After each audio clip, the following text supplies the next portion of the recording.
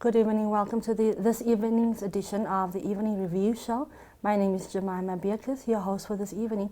Now, we are speaking to the Student Union of Namibia's president, Benhard Kavau, about several issues plaguing students and learners in the country, including the lack of support for vocational training, and then obviously the funding dilemma when it comes to tertiary funding in the country. Thank you for joining us, Benhard. Thank you, Jemima. Thank you, Namibian Sun. It's always a privilege for us to be here. It's democracy, and you are doing very well in terms of giving people the right to express their rights of freedom. Now, thank you for that pat on the back. Can you just give us an overview? What do you think is the state of affairs when it comes to education in Namibia? The state of affairs in Namibia, it's very complex at the stage where we are. Let's start with the primary and secondary education. Within the Namibian constitution, there's a concept that there will be free education that must be provided, but within itself also apparently reasonable. So what are we saying now? Is the education free? And then why do you bring the concept reasonable then? If it's free, we need to define things clearly that it is free education. And if it's reasonable, it must be reasonable like that. But from our view as a student of Namibia, we are saying there's no free education in Namibia. Why? Number one is there's what we call voluntary contribution that parents are being forced to pay. It's voluntary, but they are saying it's compulsory. So then we wonder what is happening, what is wrong. I think there's some schools or there's some principals, to be specific, who undermine the Namibian constitution, or those who think maybe they are above the law. There are various schools that we know that are sending learners back home just because they did not pay voluntary contribution. This voluntary contribution is being done in various ways. One, apparently these learners need to buy paper rims. One, sometimes they have been told, no, you need to pay a certain fee, like 300. There's no regulation as to how much can a parent pay and for this voluntary contribution. But what is so sad is that we have directorates that are responsible on this. We only see in the newspapers where people are talking, this is happening, but no one has been brought to book. You see, this becomes a very problematic thing. And in fact, I think we need to be clear, we have failed. There's no free education happening in Namibia where we are now. We must come up with a new term, maybe that we must define, because we have seen the state is unable to provide this free education.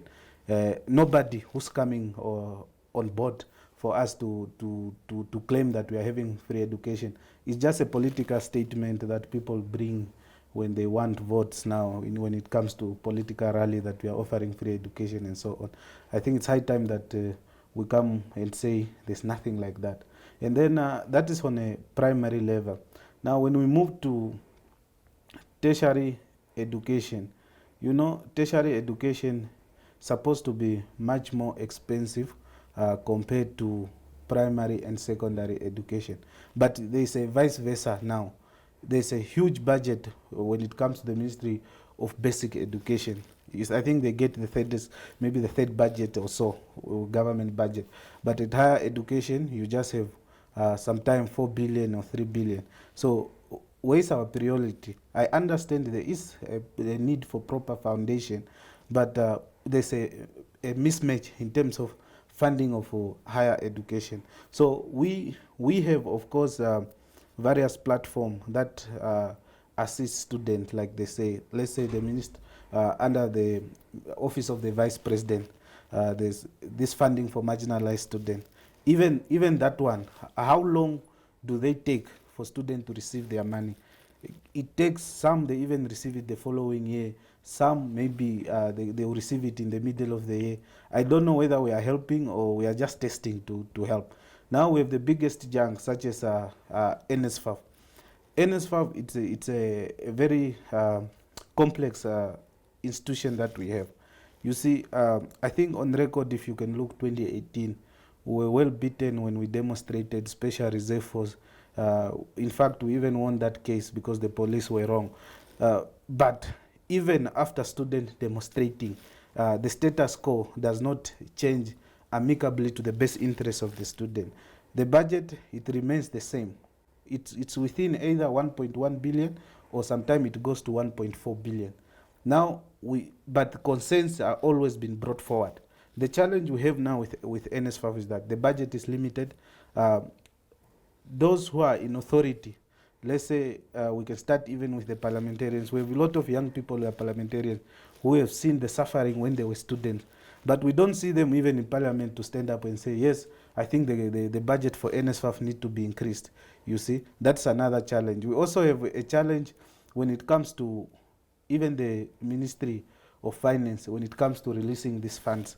They are treating NSFAF like any other entity where they don't give them the whole budget at once. But students are suffering in the process. One of the suffering that students are facing before we go to the institutions is, look, students need to pay accommodation.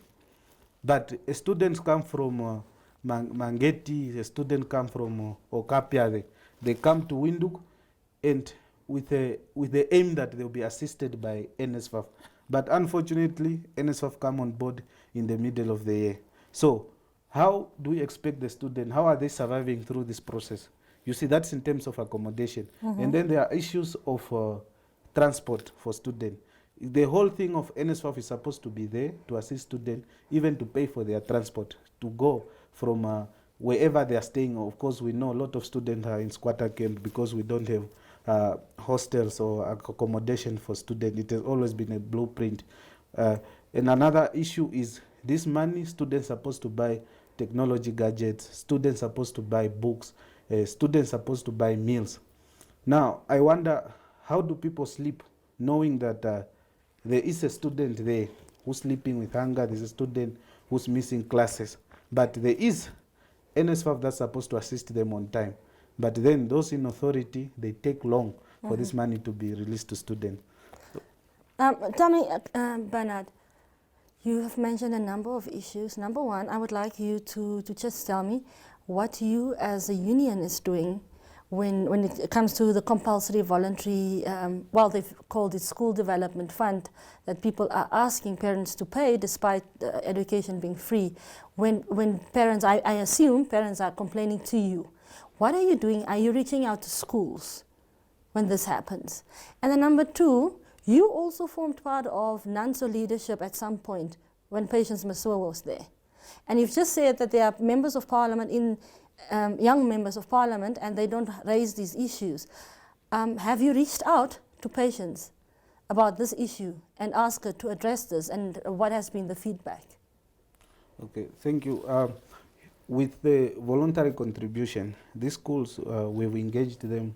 To those who are stubborn, we've confronted them. It's just unfortunate that every time for this matter to be resolved, you need to go to the principal's door where you have to knock. Sometimes they even hide, they lock themselves inside.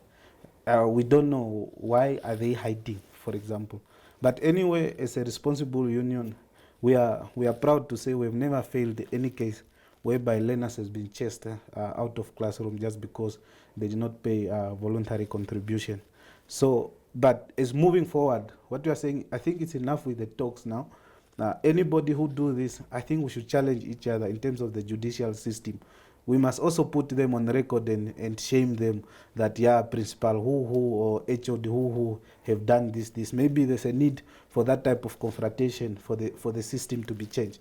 It's not only these schools also. We have regional directors. We also have the executive directors. It goes even to the ministerial level. These things cannot continue like that. Us as a union, we are not going to leave any stone unattended to.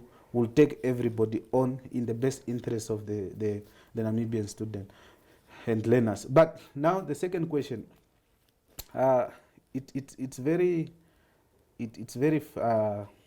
worrisome. Of course, we are not talking only about Patience Masua, but any young person who is in parliament, be it from SWAPO, PDM, SWANU, Christian Democratic Movement or so, when we move to another level of leadership also, leadership maybe on a national level, you see these people, they start moving away from their fellow youth. You see, it becomes even difficult even to set a meeting just with this someone that you have just drank tea with yesterday, immediately when they are appointed as deputy ministers or parliament members. Already, is that what you experienced with Patience? not necessary to say patient, but majority of these honorables. Yeah, we are not putting patient on the spot, but just everybody who becomes honorable at a younger age. The moment they become honorable, maybe just the word by itself, honorable, it elevates them. They even feel more important. They don't even engage other young people. We used to meet with some in Katutura as well before they became honorable. But now, even to greet, comrade or compatriot, how are you doing? It becomes very difficult. And in fact, they eventually move away from the discourse where young people are mainly there. We don't see them again. Of course, you see them. There are things that they talk about that's not even okay. There are some which are relevant, but when it comes to education, they are very silent. But some of them, without mentioning any name, you see them since they've gone to parliament. Maybe it's just once they've said something. The rest, what they do these days is just clapping hands. Even when someone drinks water, they are clapping hands. You see, there's a lot that young people are supposed to do instead of just clapping hands for anybody, whatever they say, even if you don't understand. So we just put it on the record. When young people get the power and position, they don't come back to the other fellow young people. Maybe they get scared, maybe they're afraid of the poverty which is there, they don't want to go back there. But I think it's better if fellow young people, those who are in strategic position, go back to the roots, speak to other young people, because those are the people who are always on the ground, who knows what is happening. And they're supposed to champion the agenda wherever we are, where the young people are. Of course. Now, we'll go for a quick break and then we'll be back and we'll talk about the impact of a student movement in the country. We'll be back.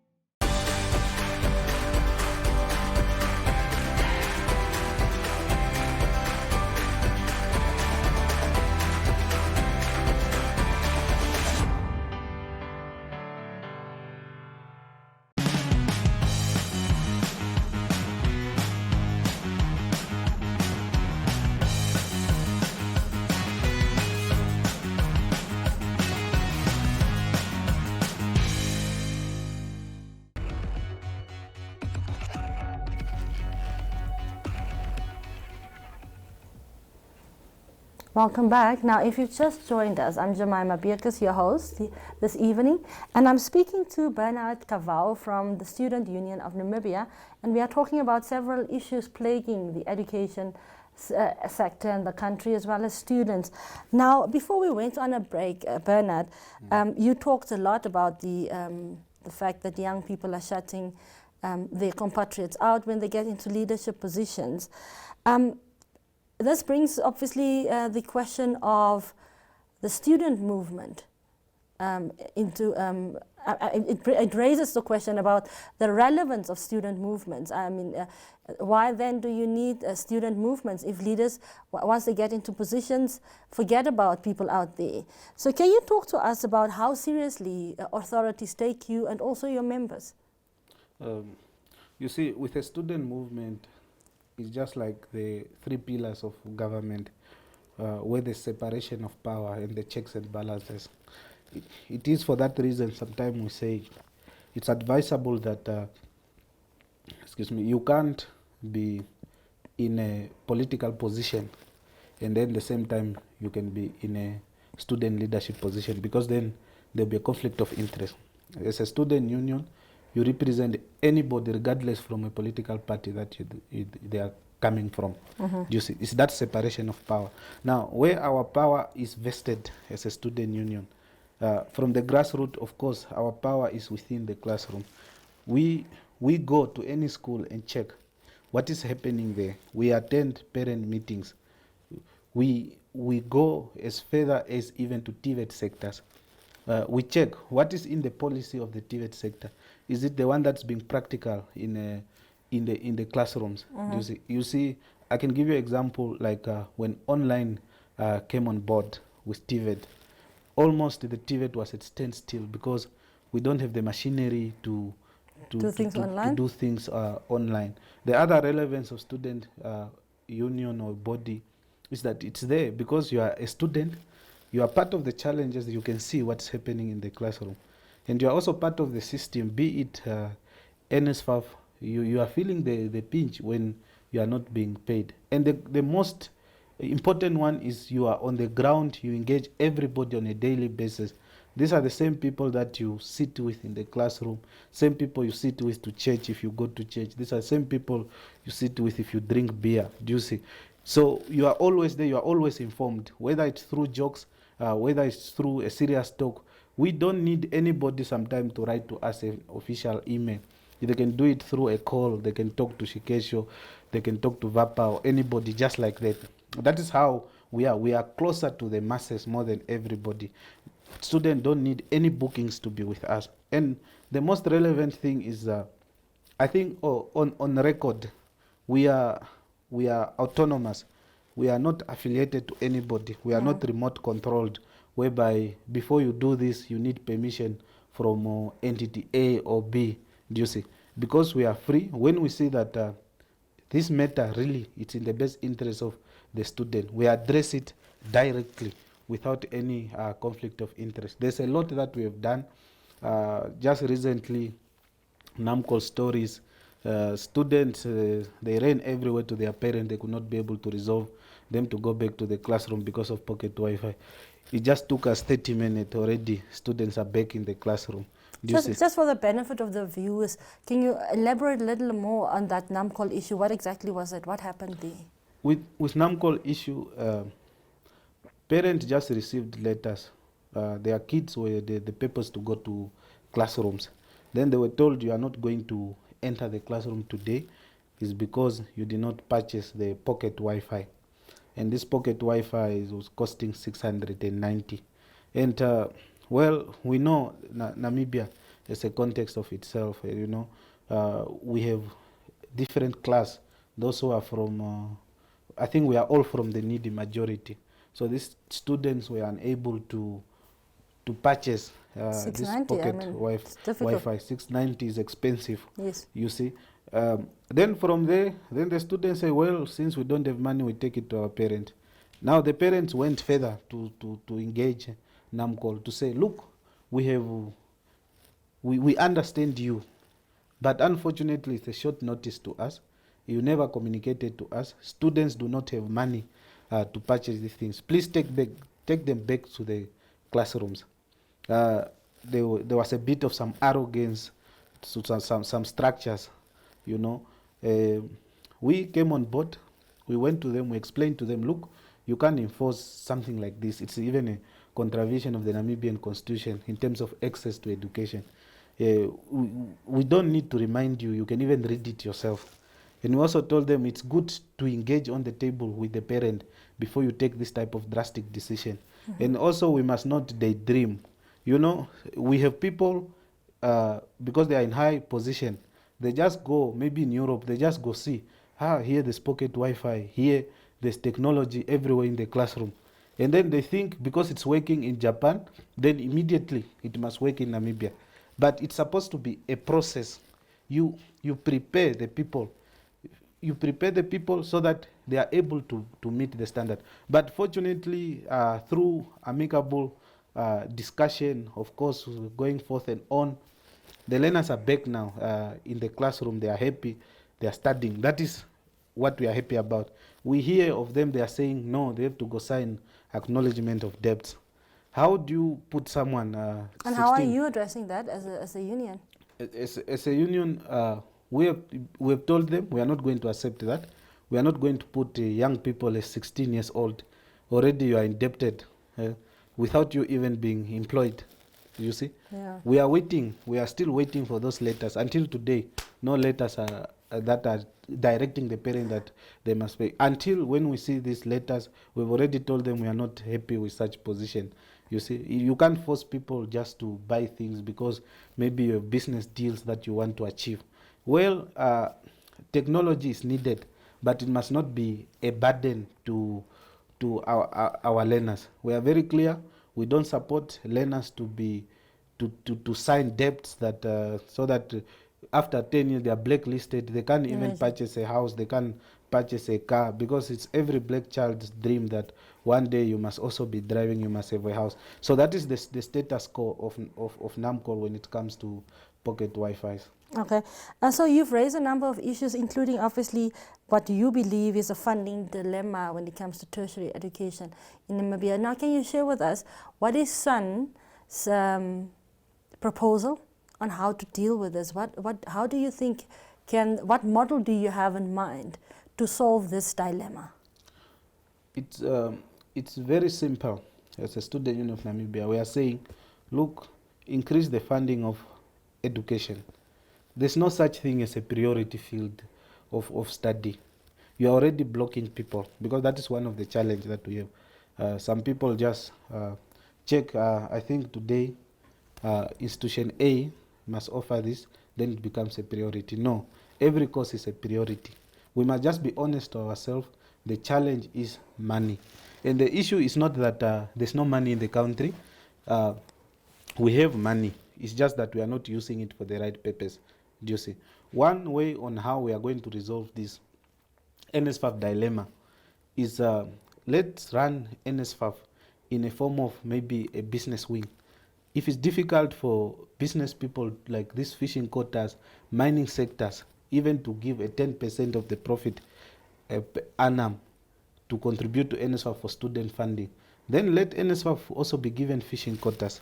That way we'll have money. And another thing that we are thinking, that the other way on how NSFAF can have sufficient funding is by this thing that we call, you saw there's this, I'm trying to get the word. What we're supposed to do is get an amount like a 2 billion, you put it in the bank, it makes an interest, then it makes NSFAF to continue to revolve. To run on those, yes, that revenue. To run on that revenue. And then once they have this money, then we are saying, if NSFAF has adequate money, one thing that I also forgot, look, we have seen there's an auction of elephants. Some elephants are even being given for free, while we have challenges of education here. Why don't you just make an auction and say, okay, we are auctioning, we need 2 billion just directly for student funding. Since NSFAF has been in existence. Is that a hypothetical example, or would you like to see government auction some elephants off for students? They can even make it a real one. It must not be a hypothesis, because they must just make it a real one. Even recently we have seen there's a need for the auction of white rhinos. Do you see? There's a lot that we can tap in, or there can be an auction of within the marine, like they can just sell tons of fish so that it can contribute to the funding of students. Not this story that we are saying, no, someone must pay. So students are already, they are in debt. You see, students are already suffering. Students already, they are not employed. Even those who are employed, they are still paying back to their parents. Do you understand?